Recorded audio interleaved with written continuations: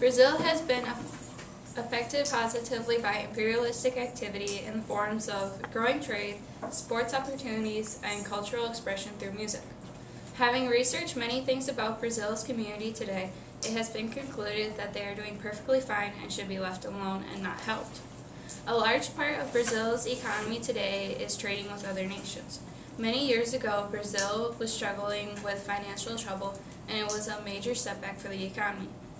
They soon came to fight for their ability to trade freely in the global market.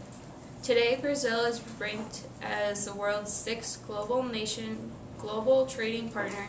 In 2009, Brazil and Argentina began to start a global trade agreement known today as Mercosur. This is an agreement between Brazil, Argentina, Uruguay, and Paraguay. In the 90s, they started moving this company east in hopes of expanding partners and making an agreement with Europe. During 1999, they signed a free trade agreement with Europe, and some of South America is still trying to make it into the company as late as 2007. Ever since this company has been created, Brazil has seemed to prosper greatly. Brazil seems to trade on a constant basis with Mexico and the United States, but more than anything has been trading with Argentina since the start. And then right here is Brazil, we're Brazil's #1 export partner.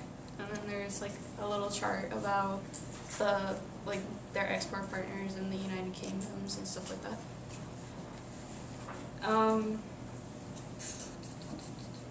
At times there is conflict with Mexico creating competition for Brazil, but they are still both the top trading partners. Over the past 4 years, Brazil has managed to expand their trade surplus by more than 16 times to the amount of $47 billion. Brazil is growing rapidly and are able to handle themselves among the other big shot trading competitors. My recommendation for Brazil for the near future is that they should be left alone because they are doing very well on their own. Brazil is similar to the U.S. in their love of sports. Many of the sports in Brazil include the following: soccer, volleyball, rugby, motocross, and many more. A sport that is one of the most common in Brazil is skateboarding. In 2003, there were a reported 3 million? I don't know. Skateboarders in Brazil. Another very popular sport in Brazil is volleyball.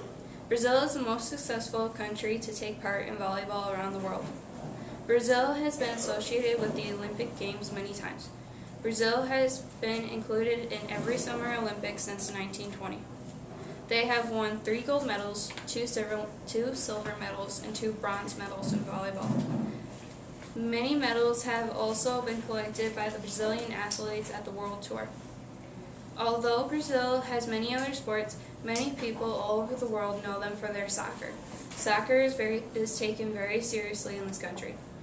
Brazil's national soccer team is the only team to qualify for the FIFA World Cup competition every year it has been held. And then this is their soccer stadium in Brazil, and then this is the national soccer team in Brazil. They have won the competition 5 times and will hold it for the 2nd time in 2014. According to www.sportsbusiness.com, Brazil presents a unique prospect to the sports industry.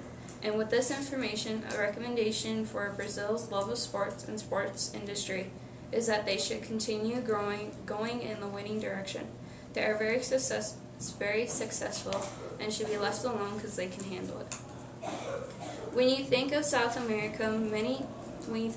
American music, many people think of salsas and sambas, but Brazil has much more than that. Brazil has many different types of music such as funk, rap, rock, samba, and even contemporary. Funk and rap became popular in Brazil around 1980. Much of this music way common in big cities with teenagers.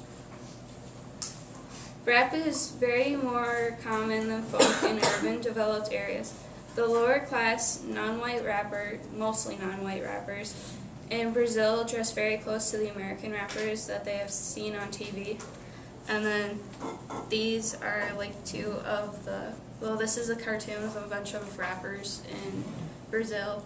And then this is a common rapper in Brazil.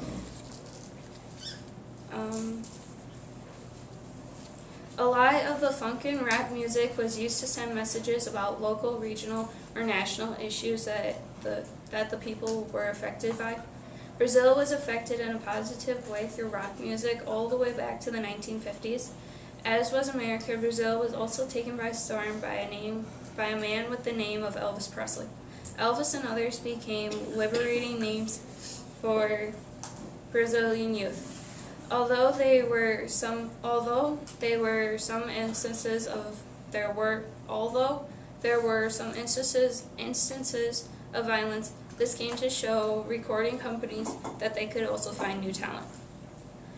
Then there comes a music genre that is a little more cultural, which is called the samba. Samba has become one of the most cultural expressions and is now an icon for national identity.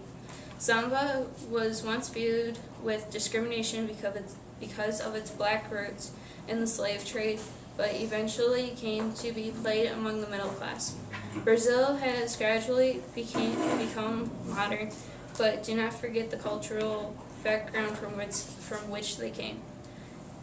And then this is a picture of two kids dancing in the samba parade in Brazil.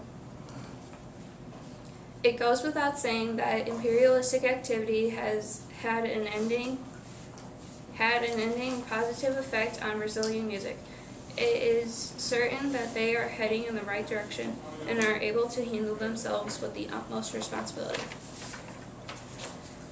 Brazil has been affected positively by imperialistic activity in the forms of growing trade, sports opportunities, and cultural expression through music. Also, according to countrystudies.us, the United States was the first to become an investor in Brazil. Therefore, our interference in Brazil has been a good thing in helping them grow and develop, and this is predicted to continue into the future.